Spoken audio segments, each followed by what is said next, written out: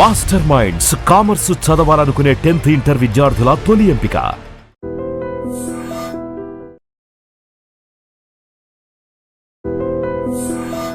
మీ fitness secret ఏంటి రాఘవేంద్రరావు గారు? ఎప్పుడు ఆ స్మైల్, ఇన్ని యాక్టివిటీస్, చాలా జోష్‌ఫుల్‌గా ఉండడం, సరదాగా ఉండడం. అసలు మీ ఫిట్‌నెస్ సీక్రెట్ చెప్పండి. మీరేం తింటారు చెప్పండి? తిండిదేం లేదు కానీ ఎక్కువ ఫూల్స్ ఉన్న చుట్టూ ఉంటారు. మరి హార్వర్డ్ యూనివర్సిటీ ఇది జేసీ మిల్లర్ ఇటువంటివన్నీ సత్తిపండని లేకపోతే ఈడని ఆడని ఊరిని జోకులు వేసుకుంటూ హ్మ్. నవ్వటం చాలా ఇష్టం నాకు, నవ్వించటం కానీ. అందుకనే భరణీను బ్రహ్మానందం వీళ్ళు కొంచెం పొయిటిక్ ఇది ఉందన్నమాట. నేను 2-3 కొటేషన్స్ అందరూ రాస్తున్నాక మనం ఎందుకు రాయకూడదని చెప్పి అందులో కూడా. ఆ, హ్మ్. మనం అనుకున్నవన్నీ జరిగి ఉంటే ఇప్పుడు జరిగినవన్నీ మనం అనుకున్నవి కావు. వాహ్! మనం నువ్వు కూడా అనుకో, అనుకున్నవన్నీ జరుగుంటే, ఇప్పుడు జరిగినవన్నీ మనం అనుకున్నవి కావు. నువ్వు అంతేగా. అంతేగా, అంతేగా. అది కాకుండా లైఫ్ని ఇంత లైట్గా తీసుకుంటేనే సీరియస్గా ఉంది, సీరియస్గా తీసుకుంటే ఎలా ఉంటుందని. హ్మ్. అంతే హ్మ్. కదా. హ్మ్. అదొకటి నాకు చాలా ఇష్టమైంది. అది మెయిన్ అనమాట. లైఫ్ని ఎంత ఇది వచ్చినా కూడా దాన్ని వెల్కమ్ చేయటం, జోకులు వేసుకుని రే పోయిందిరా సినిమా పోయింది కదా. అసలు సో మీకు ఏది ఆ బాధ గాని, ఆ ఫ్రస్ట్రేషన్ గాని మిమ్మల్ని అసలు టచ్ చేయవు అన్నమాట అయితే. ఇంట్లో కూడా అంతే. మెడిటేషన్ చేస్తారా దానికోసం ప్రత్యేకంగా? అదొకటి ఉంది మర్చిపోయాను. పొద్దున్నే ఓ రోజు స్విమ్మింగ్ పూల్, ఓ రోజు పిలాటే, ఓ రోజు స్ట్రెచ్చింగ్ ఎక్సర్సైజ్, ఈవినింగ్ యోగా నిద్ర మెడిటేషన్. ప్రతిరోజు. పికిల్ బాల్ అవగానే స్నానం చేసి 40 minutes మెడిటేషన్. సో టైముని అలా విభజించుకుంటా. పని లేకపోతే నాకు ఏదో చెయ్యి అలా ఆడదంటారే. అందుకనే మీరు ఆ 16th ఇయర్ దగ్గర ఆగిపోయారు రాఘవేంద్రరావు గారు. ఇంకా అసలు ఏజ్ ముందుకి రాలేదు అంతే. హ్యాపీగా ఎప్పుడు సరదాగా ఉంటాం. ఈ వాళ్ళ దగ్గర నుంచి నేను నేర్చుకుంటున్నానమ్మా, నా దగ్గర నుంచి వాళ్ళు నేర్చుకుంటున్నారు.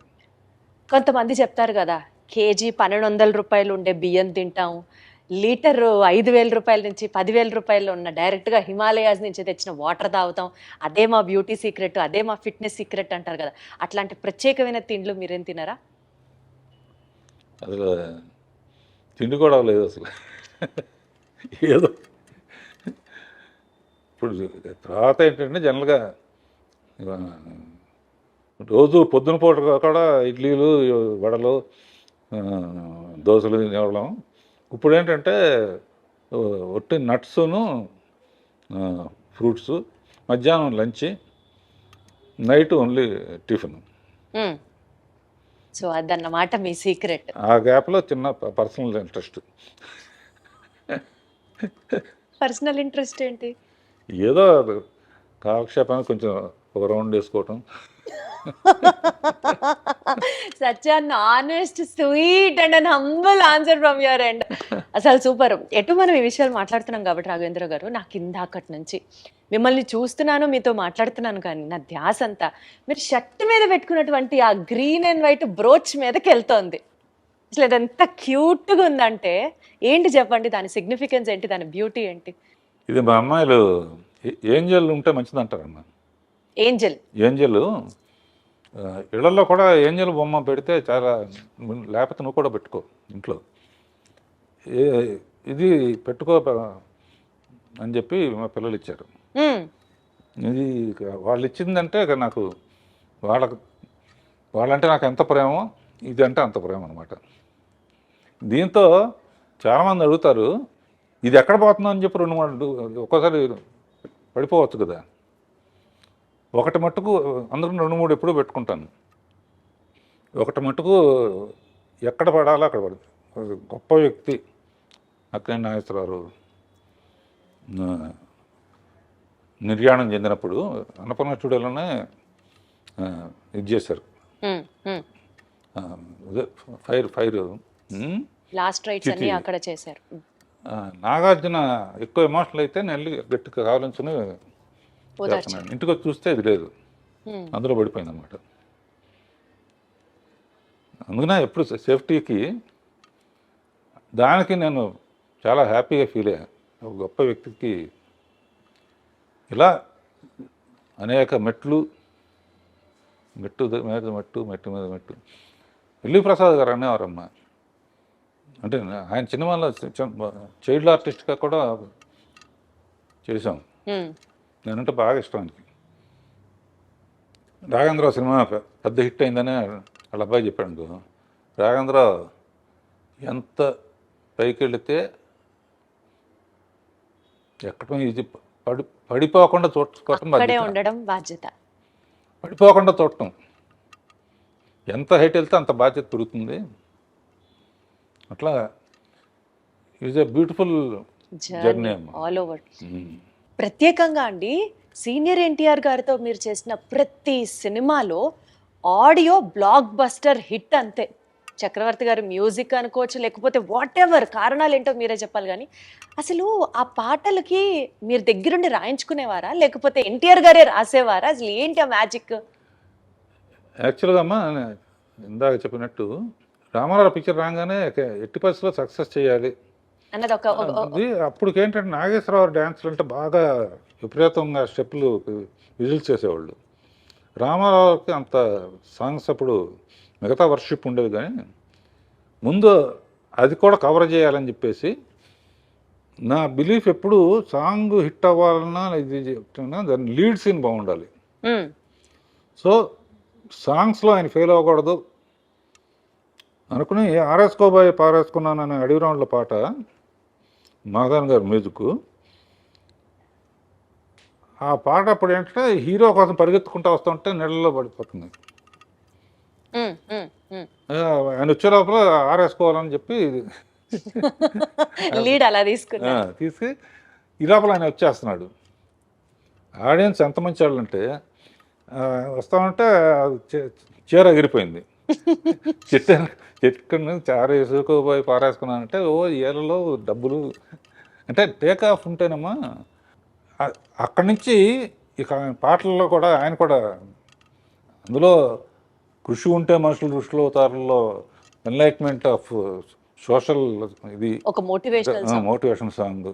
తర్వాత కోకిలమ్మ పెళ్ళికి అనేది, తర్వాత మేజర్ చంద్రకాంత్ పుణ్యభూమి నా దేశం పాట. అసలు మేజర్ చంద్రకాంత్లో పుణ్యభూమి నా దేశం ఎక్కడికి వెళ్ళినా సరే ఆగస్టు 15th జనవరి 26న ఈ పాట ప్లే అవ్వకుండా భారతదేశంలో ఎక్కడ ఉండదు అంతే. అదిను ఆయన అందులో కూడా అన్ని గెటప్పులు శివాజీ అల్లూరి సీతారామరాజు. ఆయన అనేవాడు, బ్రదర్ చాలామంది చేశారు జాగ్రత్త అని. అంటే అల్లూరి సీతారామరాజు కట్టబొమ్మను కూడా ఇస్తాం కదా, శివాజీ గణేష్ చేశారు.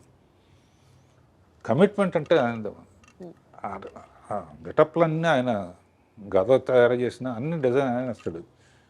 ఎన్టీఆర్ గారే డిజైన్ చేసేవారా? బాగా ఆ ఇప్పుడు సాంగ్లో చూసి తెలుస్తుంది.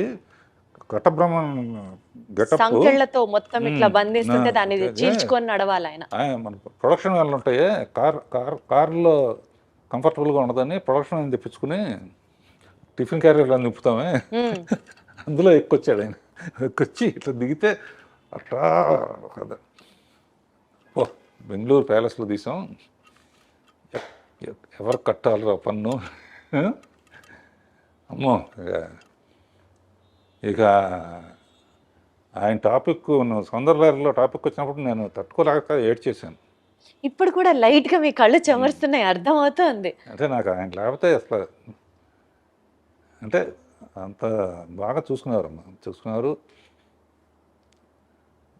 నేను అందుకనే చెప్తున్నా కదా, ఫస్ట్ ఆయన మీద క్లాప్ కొట్టడమే నాకు నా ముహూర్తం అంటారే, గొప్ప ముహూర్తం అన్నమాట నా జీవితానికి.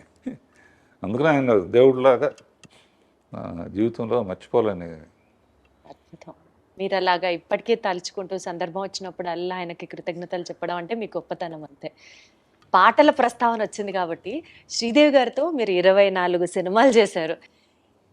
అసలు మీరు చేసినటువంటి హిట్ సాంగ్స్ గురించి మాట్లాడుకుంటూ వెళ్తే ఒక ఎపిసోడ్ మొత్తం దాని గురించే చేయాలి. But one of my favourites కానీ ఈ జనరేషన్లో కూడా ఈ ఇన్స్టాగ్రాము, ఫేస్బుక్, యూట్యూబ్లో రీల్స్ అని చేస్తూ ఉంటారు. ఇప్పటికీ ఎవర్ ట్రెండింగ్ సాంగ్ సిరిమల్లె పువ్వా. అసలు ఎంత బాగుంటుందో ఆ పాట. ఈ పాట వెనకాల ఉన్నటువంటి కొన్ని జ్ఞాపకాలని పంచుకోండి సార్. శ్రీదేవిది ఒక హిస్టరీ అమ్మా, ఎవరికి జరగని. మా ఫాదర్ పిక్చర్లో చైల్డ్ ఆర్టిస్ట్, నేను అసిస్టెంట్ డైరెక్టర్. నిద్రపోతా ఉంటే షార్ట్ రెడీ అని చెప్పి ఎత్తుకుని తీసుకొచ్చి యాక్ట్ చేయించాం. ఒకసారి కొన్ని నాకు ఇచ్చేసేవారు ఆయన, నువ్వు చేసురా అని. మౌంట్ రోడ్లో ఎంఐ రోడ్డు దాటు అడవడిగా రావాలి. నేనేంటి మనకు ఛాన్స్ దొరికింది బాగా తీయాలని చెప్పి అప్పుడే లైట్స్ వచ్చినాయి అనమాట. నేను ఇట్లా ఊపుతాను, నువ్వు పరిగెత్తుకొచ్చా అన్నాను. లైట్లు గ్రీన్ పడింది, ఊపాను. కార్లలో వస్తాయి, ఆ సెన్స్ పోయింది. అయ్యో, లక్కీగా ఆ షాట్ కూడా అందులో ఉంటుంది. జస్ట్ ఎడ్జి తగిలి పడిపోయింది. పడి అన్కాన్షియస్ అయిపోతే ఎత్తుకుని నాకు జైలు ఎన్ని కనపడి అనమాట. అయ్యో, ఏమవుతుందా, ఏ రిస్క్ అవుతుందా. అలా స్టార్ట్ అయ్యింది. ఆ తర్వాత పెద్దమ్మాయి అయిన తర్వాత ఫస్ట్ అటు ఇటుగా ఉన్నాయి. తమిళ్ 14 ఏళ్ళతో బాగా, సో దానికన్నా బాగా తీయాలన్న ఛాలెంజ్తో ఆ సిరిమల్లె పువ్వ పాట ఒరిజినల్లో కూడా భారతరాజు గారు చాలా బాగా తీశాడు. నేను ఇందులో నా ఇది బొప్పాస్కాయ దానికి ఏ ప్రోగ్రాంకి వెళ్ళినా కూడా కంపల్సరీగా నాకు ఆనందం ఏంటంటే శ్రీరామనవమికి రామదాస్ పాటలు వేస్తారు, కొండ మీద అన్నమయ్య పాటలు వేస్తారు. ప్రోగ్రామ్స్లో ఆగస్ట్ 15 అంటే మేజర్ చంద్రకాంత్ పాటలు వస్తాయి. సిరిమల్లె పువ్వ అబ్బనైతేందబ్బా. అసలు ఆ పాట గురించి మీరు చెప్పద్దు. బ్లూ కలర్, నేను చిరంజీవి గారి బర్త్డే సెలబ్రేషన్స్ది ఒక ఈవెంట్ హోస్ట్ చేశాను. ఆ ఈవెంట్కి వెళ్ళేటప్పుడు నా కాస్ట్యూము శ్రీదేవి గారి కాస్ట్యూము, బ్లూ చీర, బ్లూ బ్లౌజ్, ప్లెయిన్ అనమాట. ఎగ్జాక్ట్గా అబ్బనీతి అని దెబ్బ నాకు అది కళ్ళ ముందర ఉంటుంది. నాకే కాదు, చాలా మందికి వీరాభిమానులు ఉన్నారు ఆ పాటకి. అలా పాటకి ఛాలెంజ్ అమ్మా. మా ఆపరేట చేమ చెట్టు అదొకటి మర్చిపోలే. గిరవాణి లేకపోతే నేను మ్యూజిక్ చేయలేను అనే ఫీలింగ్ వచ్చేసింది నాకు. ఈ 50 years బ్లాక్ బస్టర్ ఇయర్స్గా మాకు అందించి మీ మొత్తం ఎక్స్పర్టైజ్ కానివ్వచ్చు, మీ స్కిల్ కానివ్వచ్చు, సినీ రంగంలో మీరు పెట్టినటువంటి, మీరు చూపించినటువంటి, మీరు చేసినటువంటి సర్వీస్ మాకు బోలెడన్ని ఎక్స్పీరియన్స్ని మిగిల్చడంతో పాటు సార్, ఎంత ఎదిగినా ఒదిగి ఉండాలి అన్న ఒక నేచర్, అండ్ మోస్ట్ ఇంపార్టెంట్లీ లైఫ్ని సీరియస్గా తీసుకోకుండా సరదాగా తీసుకుంటే అంతకంటే బ్యూటీ ఇంకొకటి లేదు అన్నది చెప్తూ, రెస్పాన్సిబిలిటీతో పాటు మోస్ట్ ఇంపార్టెంట్లీ మీరు పెట్టినటువంటి హార్డ్ వర్క్ నెక్స్ట్ జనరేషన్స్కి డెఫినెట్లీ ఒక ఇన్స్పిరేషనల్ పర్సనాలిటీగా మీరు నిలుస్తారు, ఉండిపోతారు మా మనసుల్లో. మరొకసారి మీకు శుభాకాంక్షలు తెలియజేసుకుంటూ thank you so much Raghavendra గారు. థ్యాంక్ యూ అమ్మా. Thank you audience. ఐ డ్రీమ్కి థ్యాంక్ యూ.